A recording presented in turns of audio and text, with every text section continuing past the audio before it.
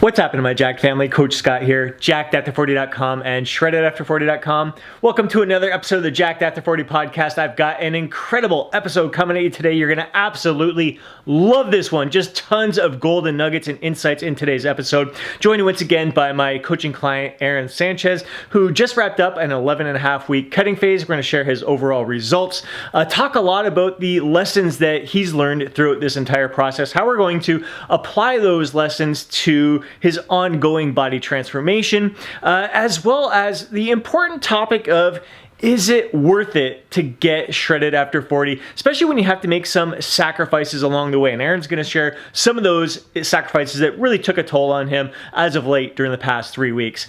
Enjoy this episode. Really looking forward to your feedback, so be sure to drop a comment down below. And if you enjoyed this episode, please do me a favor and smash that thumbs up button. I'd really appreciate it.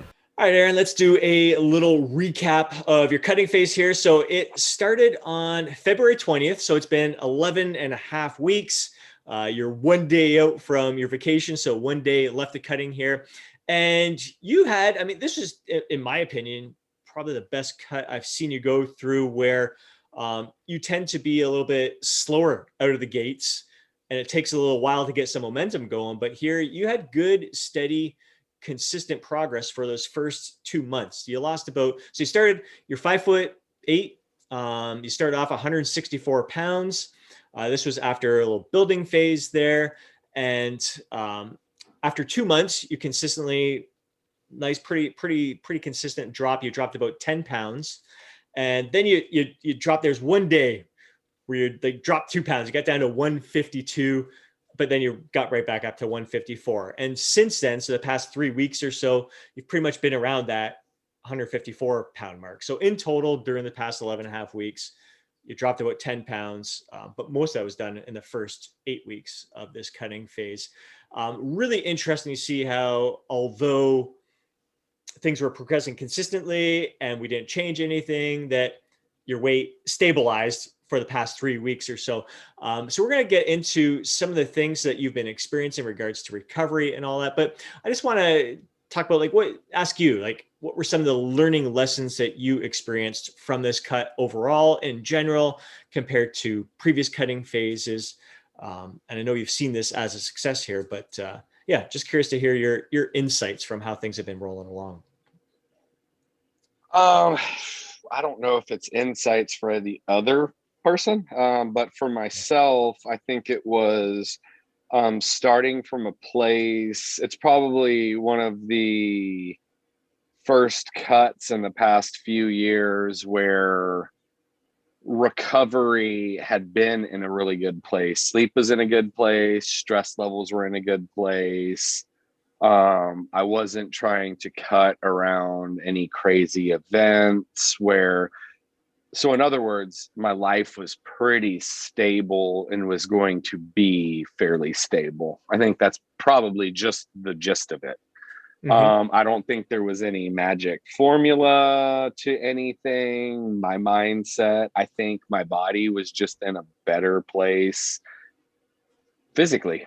Just physically in a better place where things had been consistent and I was going to have consistency. I wasn't going to have to work around a wedding, birthdays, a holiday, anything like that, honestly. Right. Yeah. If I were to look back and say that. That makes a huge difference for sure. I think that's why my January mini cut went so well. We were in lockdown here. I basically there's no chance to eat out or have any gatherings, any temptations were a bare minimum. So that definitely makes the process a lot easier. And to give people a little bit more insight here. So calorie wise, I'd say your maintenance is somewhere between 2,800, 3,000 calories. In that range. We're going to be playing around with that as you get out of this cutting phase. And you were consuming 2,200 calories throughout this cutting phase. Pretty good with your macros across the board. Just over a gram of protein per pound body weight. I think the other advantage of this cutting phase is that you didn't really have a lot to lose. You were starting this in a pretty lean place. It's more or less just to kind of tidy things up and test your limits, really get to the point where, like, we ended that last cutting phase a little bit short because your fat loss did plateau. And we just want to get your intake back up again, get you feeling good, get you feeling normal. So that all paid off, I think, huge dividends there to start this cutting phase in a really good position there. But very interesting to see how you plateaued there. And data that you shared with me recently, I know I've had you on the podcast a little while ago where we talked about how you're optimizing a lot of things in your life, your sleep especially, and you have the Aura ring to kind of monitor things. And that was really interesting data that I'll have you share with the audience here.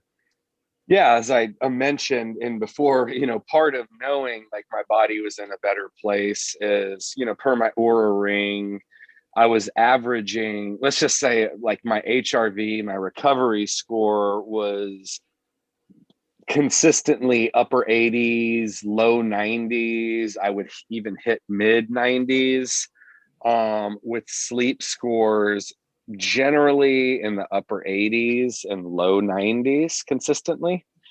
And, as the cut went on, I mean, I dropped 20 points in each and just hovered there. Like I was not, it didn't matter what I did, however much I focused on sleep, whether I was doing meditation, like nothing I was doing was bumping that back up. And so I think, however you use those metrics, it was having an effect. It was having an effect in like playing with me mentally, obviously physically in recovering, and or I should say under recovering, never quite recovering. And yeah, I mean, I think it started to show, and kind of like the process, and just like mentally having more days where caffeine isn't something generally that I have to reach for. Towards the last few weeks, like I needed that espresso to get going, Mm-hmm. or else it just was not going to happen on its own. And then that too, that being said, like needing those extra little things to kind of like push through a workout, like needing Slipknot versus normal music I would listen to in my day-to-day life. And it is nice to have that confirmation that those things kind of appeared to have gone hand in hand for me. Right.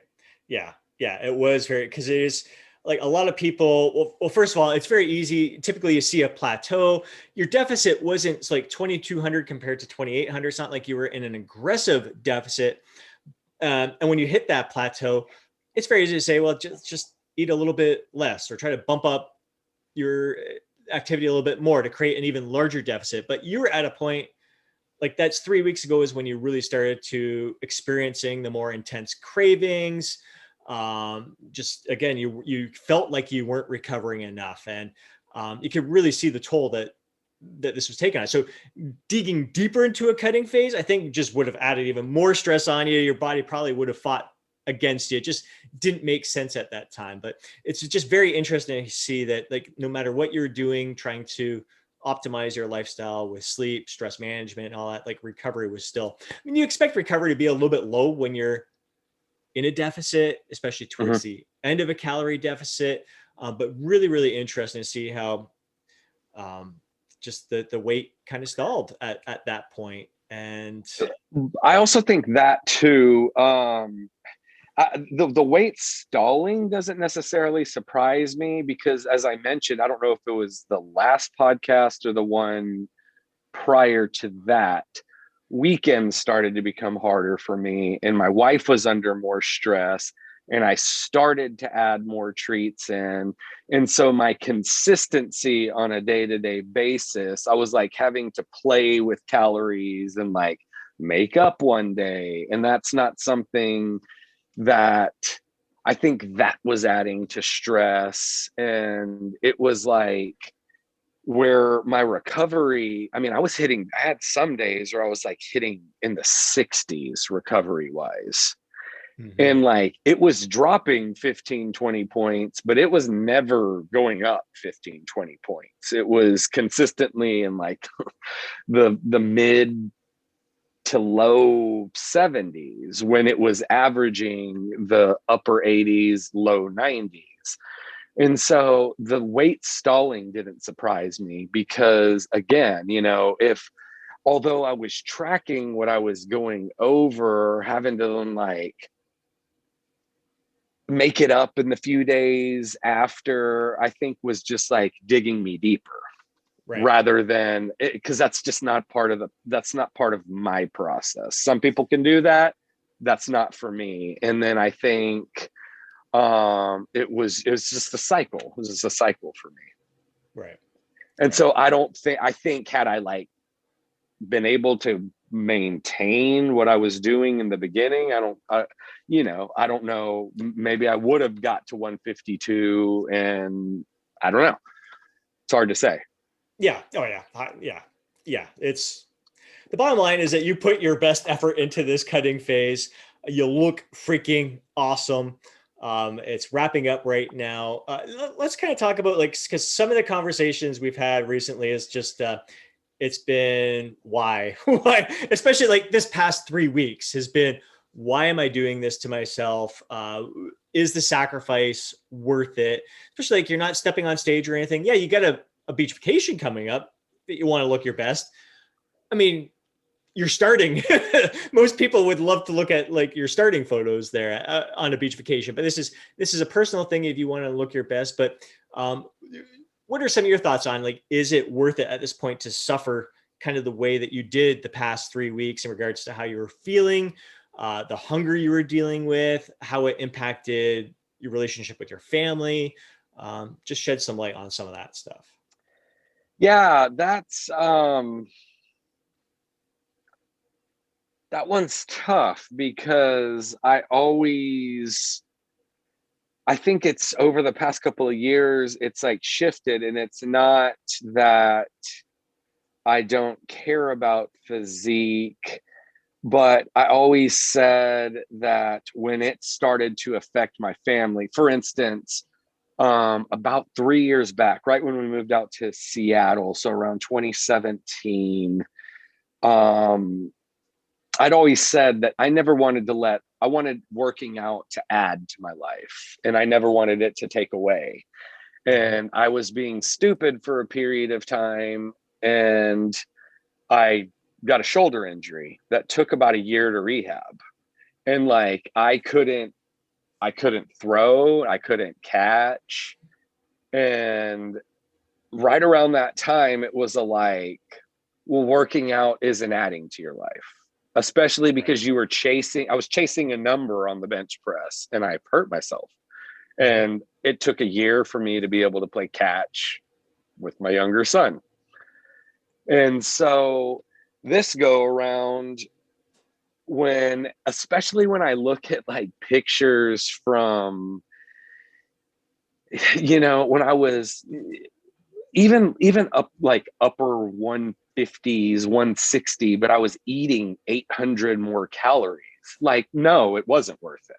Like, I don't Right. think I look so different today that it was worth having to eat 800 less calories and plan my days more when we'd go out and do all of that. No, it's not worth it, especially because I'm not stepping on stage and I do this for me. And like, no one cares if you have a six pack or not. And if somebody cares that you have a six pack or not, it's probably not somebody that you should care about because Right. it's a personal thing, right? And so this is almost like the same kind of situation where thankfully I'm not injured, thankfully, but like my performance is tanked. I'm not sleeping. I'm having to like play this mental gymnastics. And again, when I look at pictures when I was 5 or 6 pounds heavier, it's like I don't notice that much difference to justify the mental gymnastics I had to play. And Right. so for Yeah. me, It's more about playing around. I think the lesson learned is in the last little mini phase is not getting greedy, is staying more in in a tighter range, so to speak, where calories are high enough. It doesn't matter if I'm going to eat cake or I'm going to drink a beer or drink a beer and eat a cake, or, we've got a birthday coming up or whatever it is.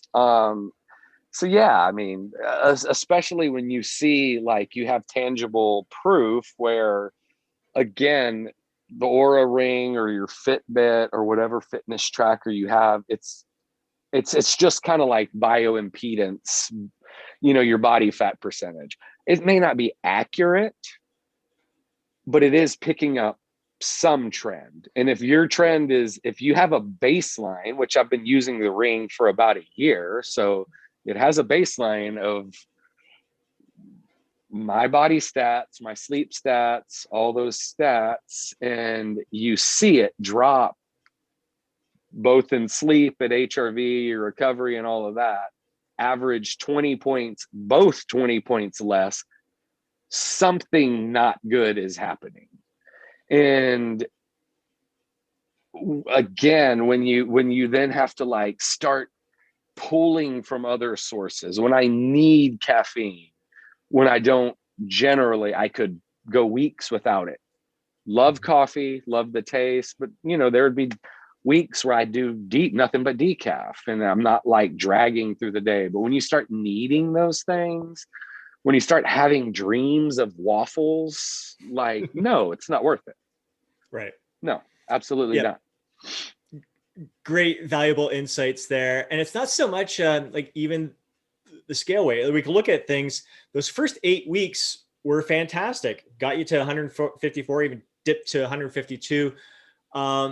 So I wouldn't say it's necessarily the weight that was the issue. It's just maybe it's been the length, the duration. Like if we had stopped at 8 weeks, got yourself back up to maintenance after that, how would things be from there? If you really wanted to try to push it even deeper, like just do things in smaller little stages. That Again, it's all a learning mhm. experience. We're all individuals here. How our bodies respond to cutting phases are different. Some of us are lucky, like I feel very good. I'm typically very linear and predictable.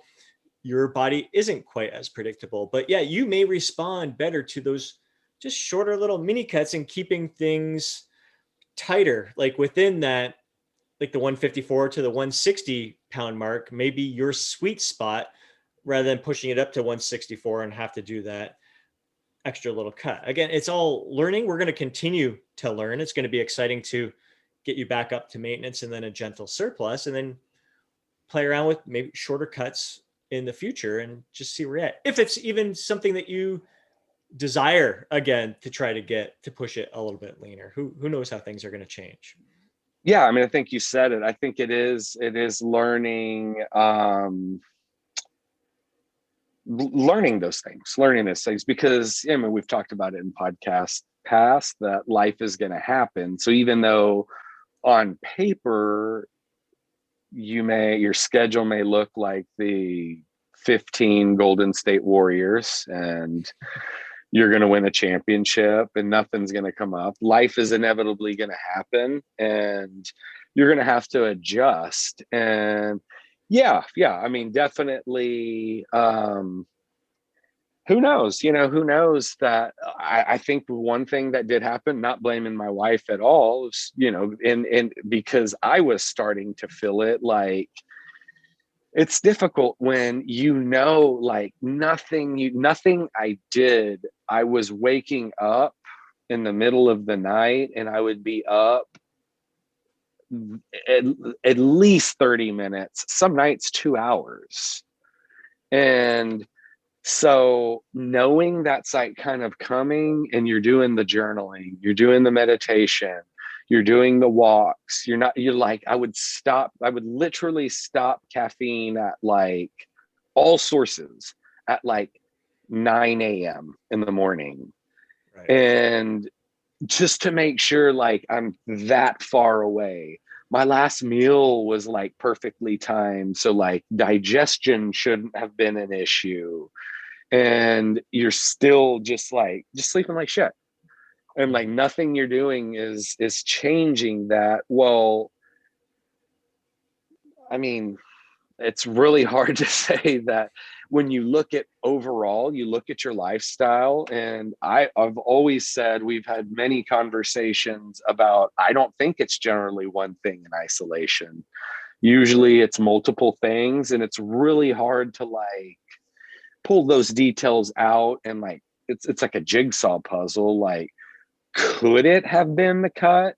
And you think like logically, well, I mean, 2,200 calories isn't that low. I don't know, maybe for my body it was. And you Exactly. start to pull those kinds of things out, and you say, well, what's the lowest hanging fruit, right? Well, maybe it's just that. Maybe like it shouldn't make sense, but maybe in this case it does. And maybe my body just wanted, I don't know, just needed more calories at right now in this period. And there's not like there's not there's not like some clear cut answer. Yeah. Yep. Yep. I feel you, which is, it's fun. It's all, again, always learning. It's all an experiment.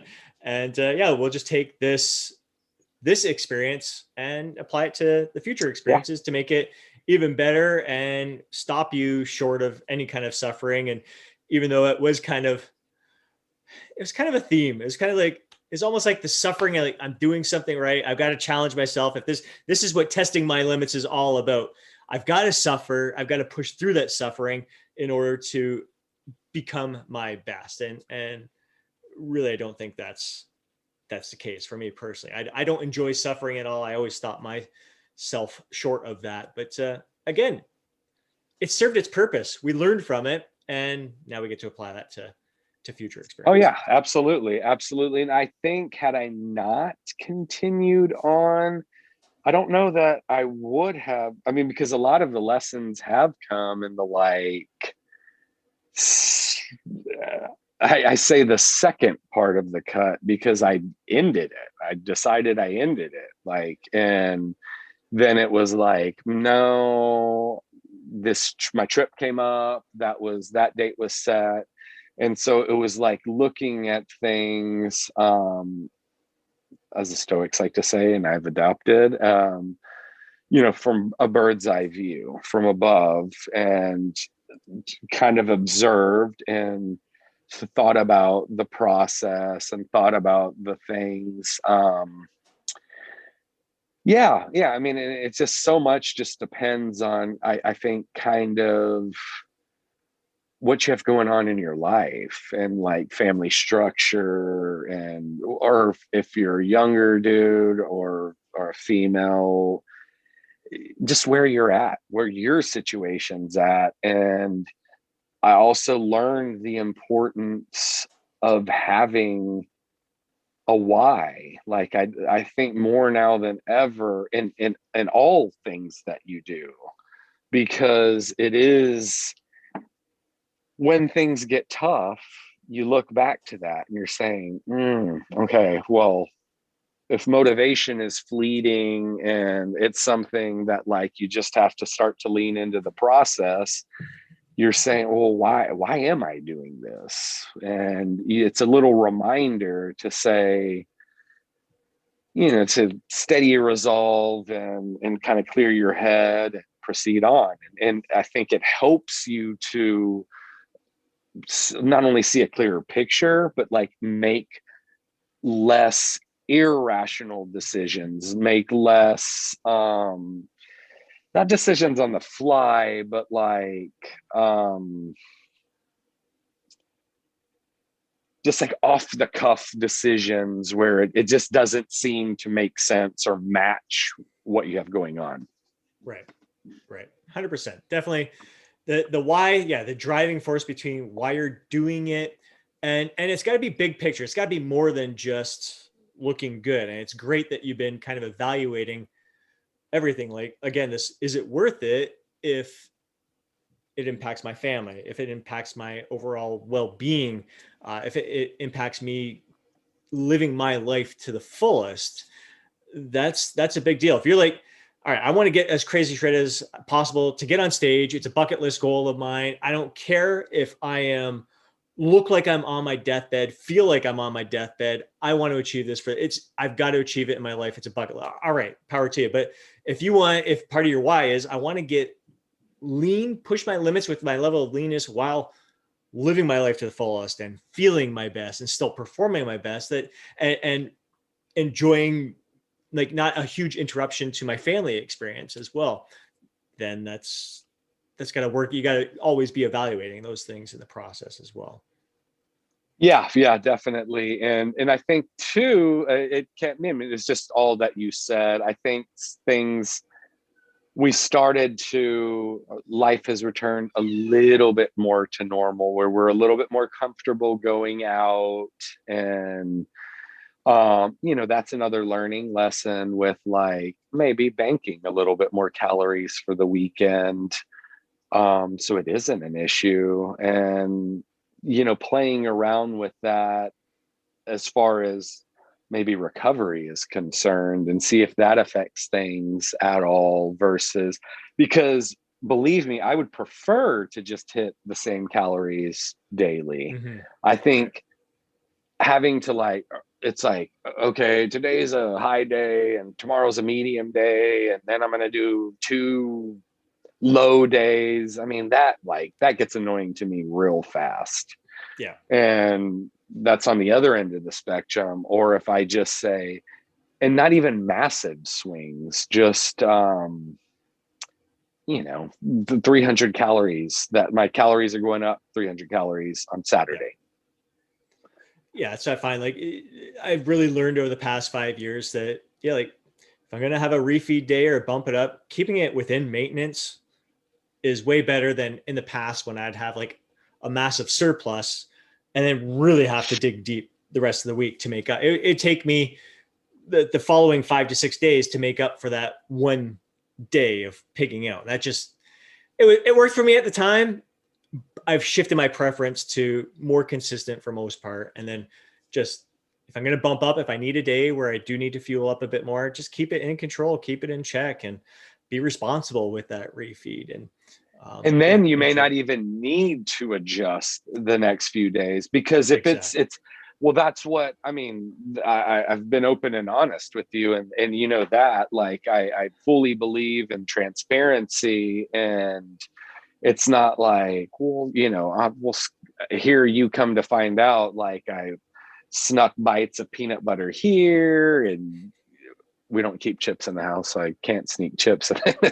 But stuff like that, where you hit the nail on the head, where the last, like, month to 3 weeks, it was like I was needing 5 to 6 days.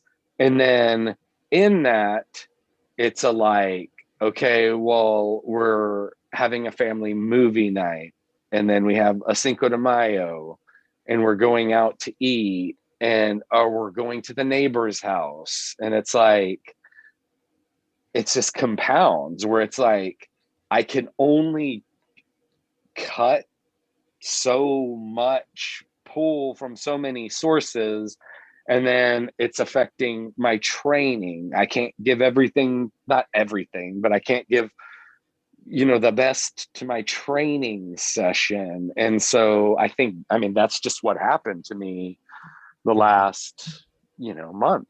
And all of those things, I'm fairly certain, didn't help my recovery.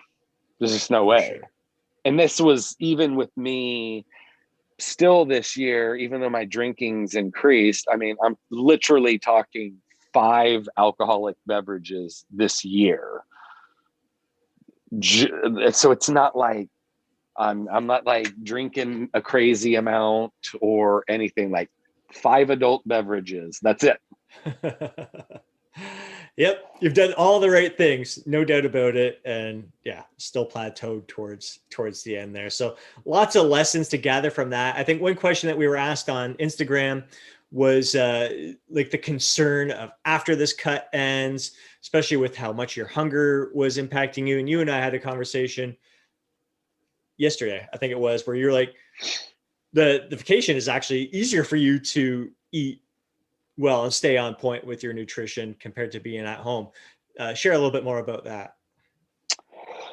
Yeah, I think I might be a little bit more concerned if we were, I think going on vacation is going to be an easier time because, I mean, to be quite honest, even when, when I, when I, we just moved back to North Carolina in December.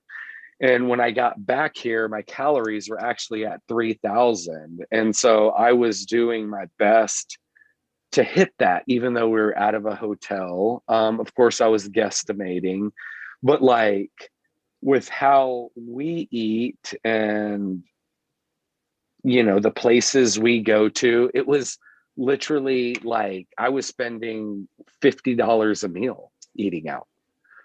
So when we go on vacation, I'm not going to go and spend $150 a day to hit my macros.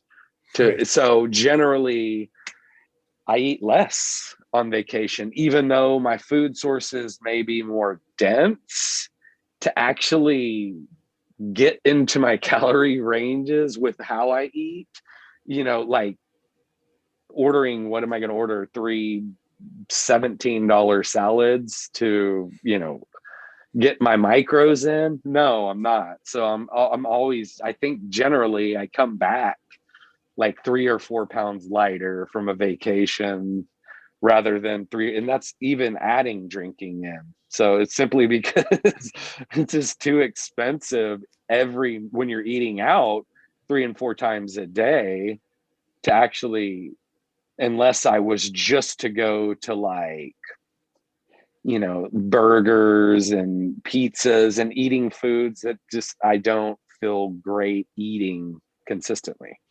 Right. Right. So, but if waffles are thrown in the mix there, that's going to be an issue. Waffles are cheap, but even Waffles for breakfast, lunch, and dinner. there you go. Yeah, I'll do it. Yeah.